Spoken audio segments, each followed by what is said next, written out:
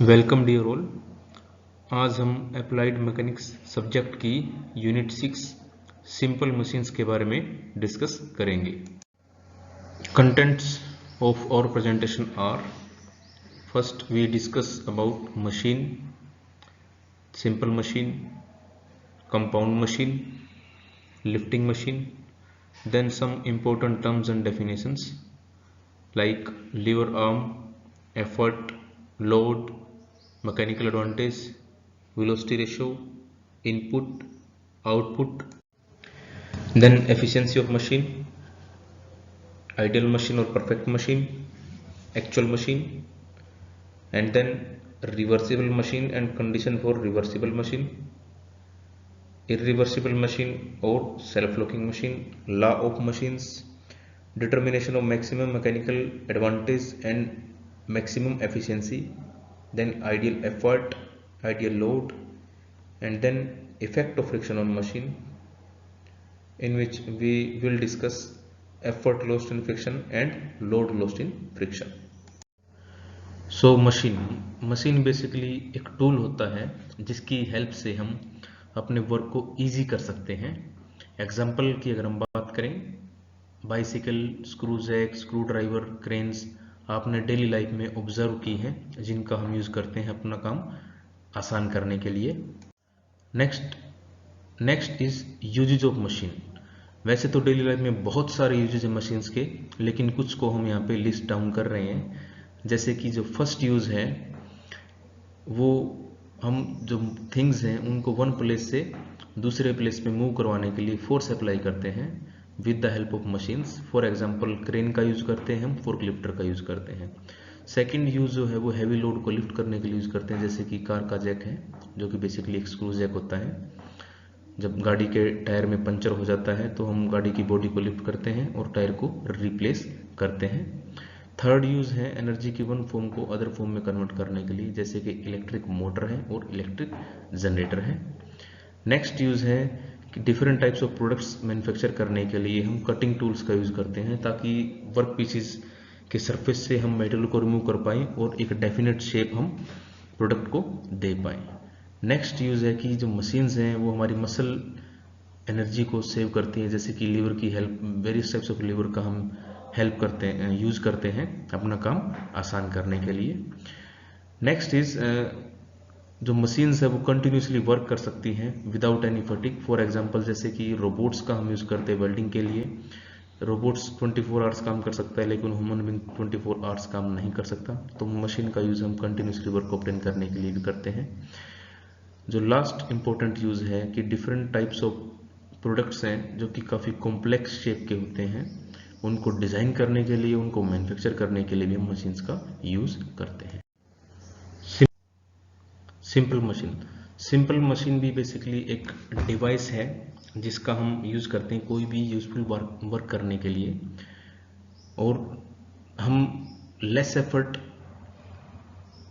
Apply करके large और heavy load को हम लिफ्ट कर सकते हैं और मूव कर सकते हैं with the help of simple machines. जैसा कि सिंपल एग्जांपल है, स्क्रू जैक का हम यूज़ करते हैं कार में उसको लोड को लिफ्ट करने के लिए और टायर को रिप्लेस करने के लिए।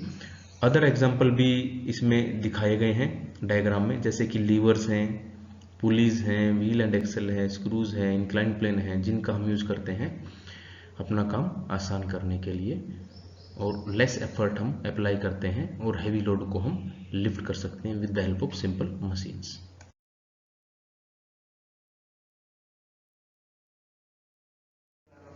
नेक्स्ट इज लिफ्टिंग मशीन भी एक तरह की सिंपल मशीन होती है जिसका यूज़ हम हैवी लोड्स को लिफ्ट करने के लिए करते हैं और काफ़ी लेस एफर्ट में अप्लाई करना पड़ता है। Examples crane, pulley and screw jack. Next is some important terms and definitions. First is lever arm. Machines में एफर्ट अप्लाई करने के लिए एक हैंडल और रिजिड बार को प्रोवाइड किया जाता है जिसको हम लीवर आर्म बोलते हैं। लीवर आर्म की हेल्प से हम मशीन्स के ऊपर एफर्ट अप्लाई कर सकते हैं। Next is effort. So machine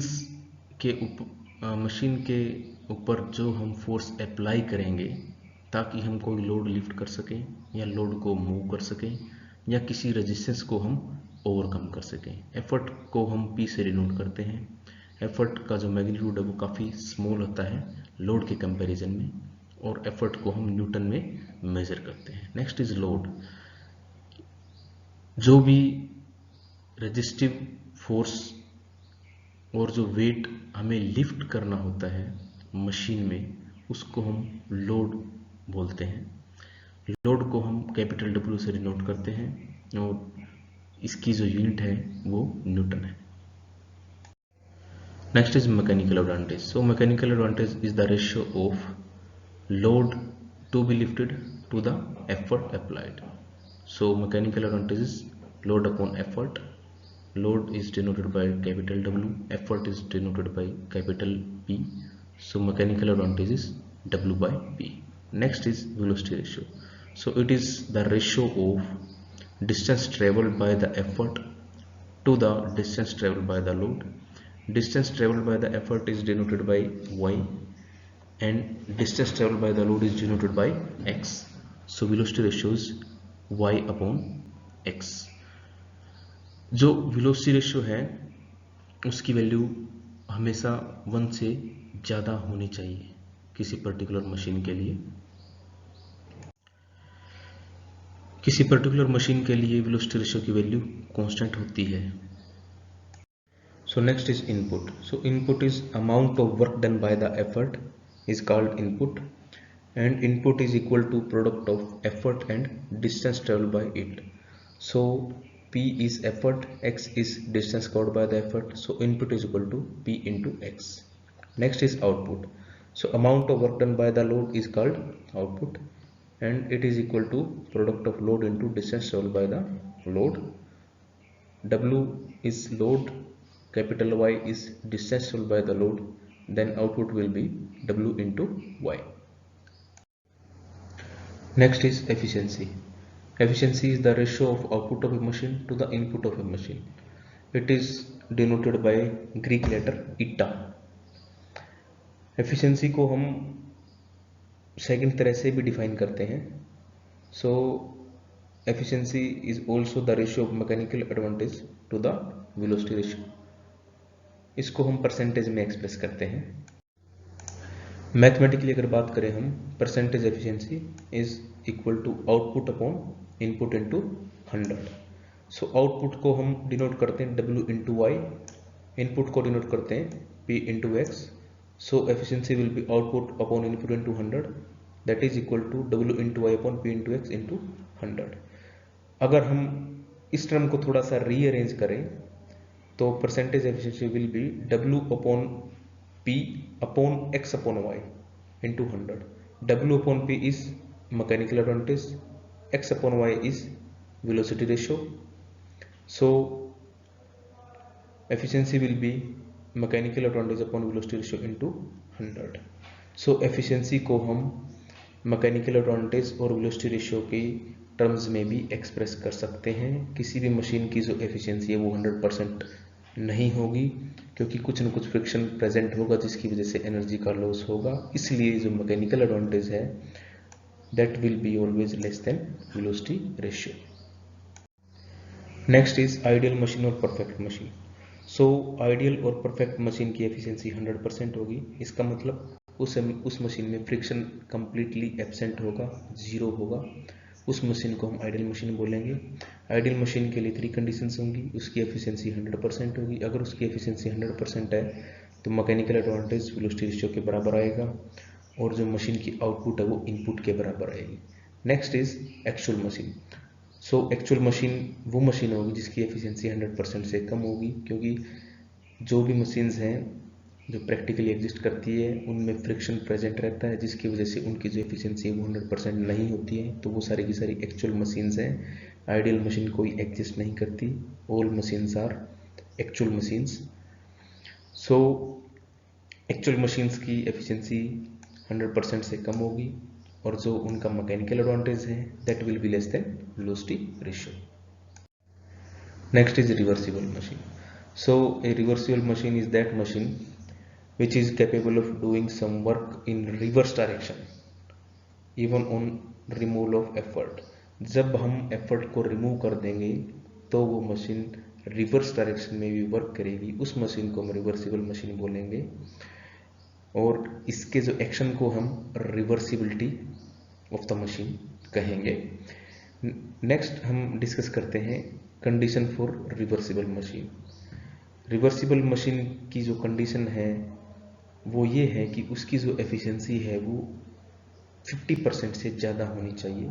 अगर हम लोड को डिनोट करते हैं कैपिटल W से, एफर्ट जो हम अप्लाई करेंगे लोड को लिफ्ट करने के लिए उसको डिनोट करते हैं कैपिटल P से। Y is the distance moved by the effort and X is the distance moved by the load। then जैसा कि हमें पता है इनपुट ऑफ मशीन को हम डिनोट करते हैं P इंटू वाई से, output is W into X. So machine friction क्या होगा, इनपुट और आउटपुट का डिफरेंस होगा, that is P into Y minus W into X. अगर हम थोड़ा सा ध्यान से सोचें तो रिवर्सिबल मशीन का जो आउटपुट है वो मशीन फ्रिक्शन से ज़्यादा होगा, तभी वो मशीन जो है वो रिवर्स डायरेक्शन में काम कर पाएगी जब हम उसके एफर्ट को जीरो कर देंगे। इसका मतलब क्या हुआ, जो मशीन का आउटपुट है यानी कि W इंटू एक्स वो मशीन फ्रिक्शन से ग्रेटर होगा, यानी कि W into X will be greater than P into Y minus W into X. W की टर्म्स को एक साइड ले जाएंगे, 2 into W into X greater than P into Y, W into X upon P into Y greater than 1/2, W by P थोड़ा सा rearrange करेंगे upon Y upon X greater than 1/2। So W by P mechanical advantage, Y upon X velocity ratio, तो mechanical advantage upon velocity ratio that will be greater than 1/2, यानी कि जो उसकी efficiency है that will be greater than 1/2। अगर percentage में बात करें तो उसकी जो एफिशिएंसी है that will be greater then 50%। Next is irreversible machine और सेल्फ लॉकिंग मशीन। किसी भी मशीन को हम इरिवर्सिबल और सेल्फ लॉकिंग जब कहेंगे जब वो रिवर्स डायरेक्शन में कोई भी काम नहीं करेगी, जब हम एफर्ट को रिमूव कर देंगे। Condition for irreversible machine, irreversible machine की जो एफिशिएंसी है that should be less than 50%। Screw jack एक इरिवर्सिबल मशीन है, यानी कि वो सेल्फ लॉकिंग मशीन है। जब हम एफर्ट अप्लाई कर देंगे तो वो लोड को लिफ्ट करके रखेगा। और जो पुली है वो एक रिवर्सिबल मशीन है, जिसमें जब हम एफर्ट को अप्लाई कर देंगे तो पुली के ऊपर से रोप की जो मूवमेंट है अपोजिट डायरेक्शन में होगी, तो जो भी रोप के साथ बकेट या कुछ लोड हमने लिफ्ट कर रखा होगा वो अपोजिट डायरेक्शन में मूव कर जाएगा। Next is law of machine. Law of machine effort और लोड के बीच में एक रिलेशन को इस्टेब्लिश करता है, ठीक है। तो उसको हम एक मैथमेटिकली एक्सप्रेशन के रूप में रिप्रेजेंट करते हैं, that is P is equal to MW plus C। इसमें जो M है वो स्लोप ऑफ द लाइन है और जो C है वो मशीन फ्रिक्शन है। इस जो लॉ ऑफ मशीन को हम ग्राफिकली रिप्रेजेंट करते हैं, जिसमें लोड को along the X axis direction में हम प्लॉट करते हैं और एफर्ट को along the Y axis direction में हम प्लॉट करते हैं। इसमें जो m है वो स्लोप होता है, तो स्लोप को हम, जैसे आपको पता है slope is always equal to tangent theta. तो अगर दो वैल्यूज हम लें इस ग्राफ के ऊपर, तो फर्स्ट पॉइंट है लोड एफर्ट जो ग्राफ है उसके ऊपर x1 y1 और जो सेकंड वैल्यू है x2 y2। तो जो स्लोप है that will B y2 minus y1 upon x2 minus x1, यानी कि टेंजेंट निकालने के लिए ये अपना परपेंडिकुलर है, ये परपेंडिकुलर है। टेंजेंट पंडित बद्री प्रसाद हर हर बोले, हर हर बोले। सो this is P, this is base. So P is y2 minus y1 and base is x2 minus x1। अब इस ग्राफ को हम प्लॉट कैसे करेंगे, हम एफर्ट को अप्लाई करेंगे मशीन के ऊपर, और जितना लोड वो लिफ्ट करेगा एफर्ट और लोड की वैल्यू को हम नोट करते जाएंगे और इस ग्राफ को हम प्लॉट कर लेंगे। Next is maximum mechanical advantage. जैसा कि आपको पता है मैकेनिकल एडवांटेज W/P होता है। मैक्सिमम मैकेनिकल एडवांटेज के लिए हम मैकेनिकल एडवांटेज के फॉर्मूले में P की वैल्यू रख देंगे लॉ ऑफ मशीन से। तो मैक्सिमम मैकेनिकल एडवांटेज किसके इक्वल होगा, W/P। P की वैल्यू हमने यहाँ पे पुट कर दी mW+C। फिर हमने न्यूमरेटर डिनोमिनेटर को W से डिवाइड कर दिया तो ऊपर 1 बचेगा, अपॉन यहाँ पर mW को W से डिवाइड किया m बचेगा, प्लस में C/W। C अपॉन जो W है, C कांस्टेंट है, मशीन फ्रिक्शन है।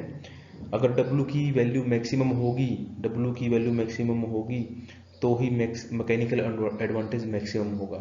अगर W की वैल्यू मैक्सिमम होगी तो C/W की वैल्यू क्या हो जाएगी, मिनिमम हो जाएगी। इसको हम नेग्लेक्ट कर सकते हैं। तो maximum mechanical advantage is equal to 1/m।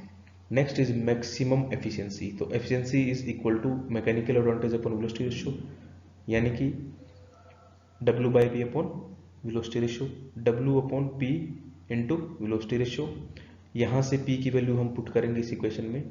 तो मैक्सिमम एफिशिएंसी के लिए W/P की वैल्यू हमने पुट कर दी है mW+C into VR।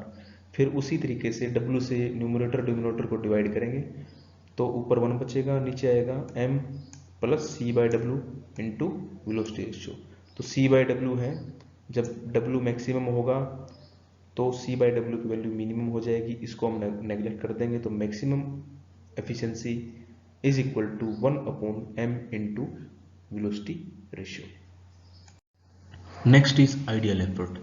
Ideal effort की अगर हम बात करें तो अगर मशीन में फ्रिक्शन की वैल्यू 0 है तो जो एफर्ट हम अप्लाई करेंगे that will be ideal effort. So ideal effort applied to a machine will be ideal only if efficiency of the machine is 100%। अगर फ्रिक्शन एब्सेंट है तो मशीन की एफिशिएंसी 100% होगी। It means output is equal to input. Input is PI into Y and output is W into X. यहाँ पर जो PI है वो आइडियल एफर्ट को डिनोट कर रहा है। So PI is equal to W into X upon Y. तो PI is equal to W upon VR, क्योंकि Y upon X velocity ratio के इक्वल होता है। तो ideal effort is equal to W upon velocity ratio. Next is ideal load. So load lifted by machine, उसको हम ideal load जब कहेंगे जब मशीन की एफिशिएंसी 100% होगी। सो 100% एफिशिएंसी अगर मशीन की है तो input is equal to output. So input will be P into Y, output is equal to W into X. लेकिन यहाँ पर हम आइडियल लोड की बात कर रहे हैं। अगर उसकी एफिशिएंसी 100% है तो लोड को हम WI से डिनोट करेंगे। So WI will be equal to P into Y upon X. Y upon X is equal to velocity ratio के इक्वल होता है। तो WI किसके इक्वल होगा, P into velocity ratio. Ideal load के केस में हम फ्रिक्शन को 0 कंसीडर करते हैं। इसका मतलब ये हुआ कि हम ज़्यादा लोड लिफ्ट कर पाएंगे अगर फ्रिक्शन एब्सेंट है तो जो आइडियल लोड है वो प्रैक्टिकल या एक्चुअल लोड से ज़्यादा होगा। Next is effect of friction in machine. जब मशीन में फ्रिक्शन कम होगा, जब मशीन में फ्रिक्शन प्रेजेंट होगा उसकी वजह से उसकी एफिशिएंसी का लॉस होगा। और क्योंकि machine different types of part से मिलकर बनी है तो जब वो पार्ट आपस में कॉन्टैक्ट में आएंगे, जब वो मोशन ट्रांसफर करेंगे तो वहाँ पे फ्रिक्शन होगा, उसकी वजह से वियर टियर होगा, हीट प्रोड्यूस होगी और मशीन की एफिशिएंसी कम होगी। अगर हम एक्चुअल एफर्ट को P से डिनोट करते हैं और आइडियल एफर्ट को PI से डिनोट करते हैं, तो एफर्ट लॉस्ट इन फ्रिक्शन को हम PF से डिनोट करते हैं। तो जो एक्चुअल में एफर्ट जब हमें अप्लाई करना पड़ेगा मशीन में तो मशीन में फ्रिक्शन प्रेजेंट होगा, और आइडियल एफर्ट वो एफर्ट होता है जब मशीन में कोई फ्रिक्शन प्रेजेंट नहीं होता है। इसका मतलब क्या हुआ, जो एक्चुअल एफर्ट है वो हमेशा ही आइडियल एफर्ट से ज़्यादा होगा। तो जो एफर्ट लॉस्ट इन फ्रिक्शन है वो दोनों का डिफरेंस होगा, यानी कि effort lost in friction is equal to actual effort minus ideal effort. तो PF is equal to actual effort को हम P से डिनोट करते हैं, आइडियल एफर्ट को PI से डिनोट करते हैं। So PF is equal to P minus PI। यहाँ से PI की वैल्यू जो हमने लास्ट प्रेजेंटेशन में डिस्कस की थी वो वैल्यू हम यहाँ पे पुट कर देंगे। तो effort lost in friction is equal to P minus W upon VR। Next is अगर हम W एक्चुअल लोड को W से डिनोट करें, आइडियल लोड को WI से डिनोट करें और लोड लॉस्ट इन फ्रिक्शन को WF से डिनोट करें, तो जैसा आपको बताया था अगर फ्रिक्शन एब्सेंट रहेगा तो जो हम मशीन ज़्यादा लोड लिफ्ट कर पाएगी, यानी कि जो आइडियल लोड है वो एक्चुअल लोड से ज़्यादा होगा। इसलिए लोड लॉस्ट ऑन फ्रिक्शन है that will be difference of ideal load minus actual load lifted. So WF is equal to WI minus W। WI की वैल्यू जो लास्ट इक्वेशन हमने ऑब्टेन की थी that is P into velocity ratio minus W. So WF is equal to P into velocity ratio minus W. Thanks for listening and watching.